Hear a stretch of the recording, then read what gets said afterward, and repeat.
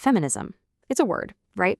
And it can bring up some incredibly strong and often really different feelings depending on who you ask. It can feel complex, sometimes confusing, and definitely polarizing. So our goal here is to give you a clearer map, a way to navigate all the different ideas and debates happening inside this long and complicated movement. Okay, let's get into it. And right up front, I want to be super clear about our approach. This is not a takedown. It's not a critique. It is just an attempt to understand. The issues that feminism has raised over the last century and a half, they're real. And the fight for women's rights, for their safety and equality, that matters enormously. We're just trying to look at the whole picture with a bit more nuance. So here's our game plan. First, we'll look at how feminism evolved in 3 big waves. Then, we'll dig into why the whole conversation got so heated recently. After that, we are going to map out 4 different camps inside modern feminism and see exactly why they don't always see eye to eye. And we'll wrap up with a final thought on why having a bigger, more complex map is just so useful. Okay, so to get a handle on feminism today, you really have to understand that it isn't just one thing. It's not a single, fixed idea. It's a movement that has changed, dramatically over 150 years, with each new generation kind of pushing back on the challenges and limitations of the one before it. And this evolution is usually broken down into what people call the 3 waves. The first wave kicked off way back in the late 1800s, the second wave really got going in the 1960s, and the third wave started around the 1990s and, continues to shape the conversations we're all having right now. The first wave, man, they were fighting for the absolute basics. You have to remember, at the time, women weren't really seen as independent legal persons. They couldn't vote, they couldn't own property in their own name, their legal standing was tied to their husbands. So the whole point of this wave was a fight for fundamental legal rights and just to be recognized as citizens. So by the 1960s, a lot of those legal rights were finally on the books. But women's everyday lives, well, they hadn't really caught up. The second wave kind of realized that, hey, just changing the laws isn't enough. So they started focusing on deeper things, the social and structural issues. We're talking workplace discrimination, reproductive freedom, and pushing back on the cultural expectation that a woman's only place was in the home. And then came the third wave, which asked this total game-changing question. Whose experience are we actually talking about here? This is where the idea of intersectionality becomes so important. The idea that you can't just talk about gender in a vacuum. It overlaps with race, class, and sexuality, and that creates totally different realities for different women. This wave is also when concepts like toxic masculinity and rape culture really entered the mainstream conversation. So you can see this pattern, right? The definition of the problem that feminism was trying to solve just got bigger and way more complex with each wave. It started with a really focused fight against legal barriers. Then it brought into challenging social systems. And finally, it evolved into this deep analysis of culture, psychology, and identity itself. And that big expansion, it's the key to understanding this next part. Because if you feel like the conversation around feminism has gotten a lot louder, maybe angrier, and way more divided in the last 10 years or so, you're not imagining things. It has.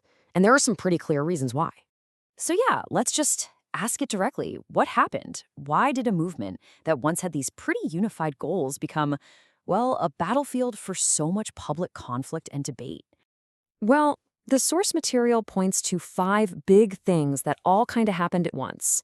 First, social media algorithms reward simple emotional takes. Nuance doesn't go viral, but outrage sure does. Second, a really complex idea like intersectionality got flattened online into what some people call an oppression Olympics.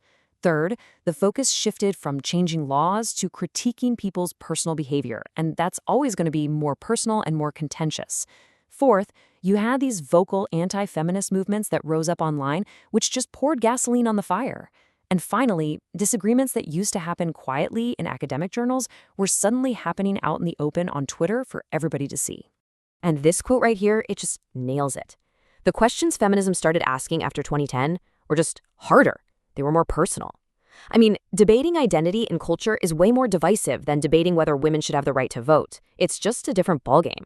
Which brings us to a really crucial idea, something that helps make sense of all the online fighting. A lot of the fiercest arguments you see aren't actually between feminists and anti-feminists. Nope. They're arguments between different groups of feminists who have fundamentally different maps of the world. They just see the problem differently. So let's break down the 4 main camps. First up, you've got liberal feminism. This is kind of the classic version. The core idea here is that the system itself is basically okay. It's just got some unfair barriers. The problem is unequal access. So the solution is to reform the system, to fix it, to make sure everyone has an equal shot. Think campaigns for equal pay or getting more women on company boards. Okay, next is radical feminism. This camp says, whoa, hold on. The problem isn't just a few barriers, it's the entire system of patriarchy. They see society as being fundamentally built on male dominance. So for them, the goal isn't just to get a bigger piece of the pie, it's to bake a whole new pie. It's about transforming society, not just tweaking it. Then there's intersectional feminism, which has become a huge force, especially in activist and academic circles.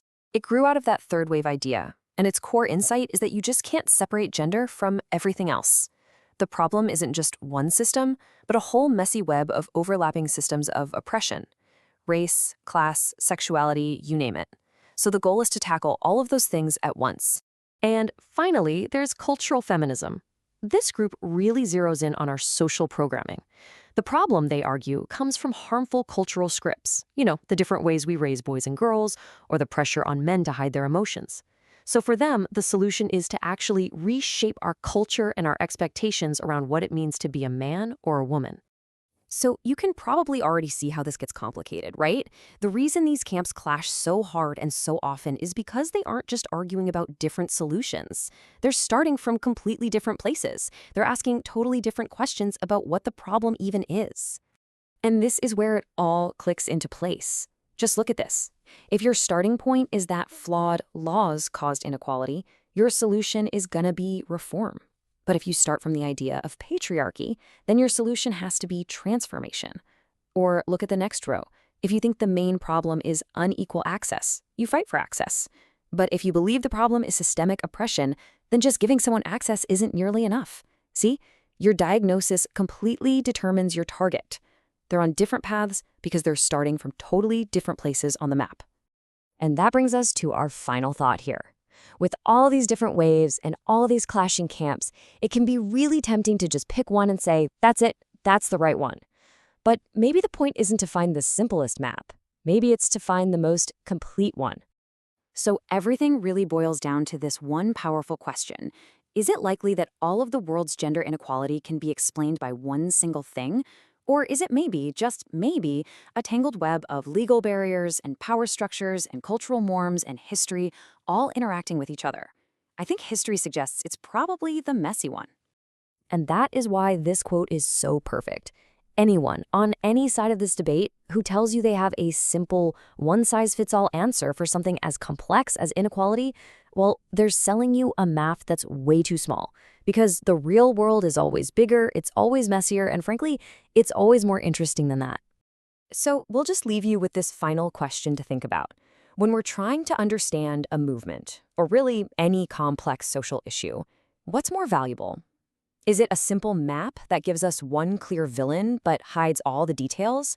Or is it a bigger, more complicated map that might not give us easy answers, but ultimately it helps us see the whole territory in all its complexity much, much more clearly?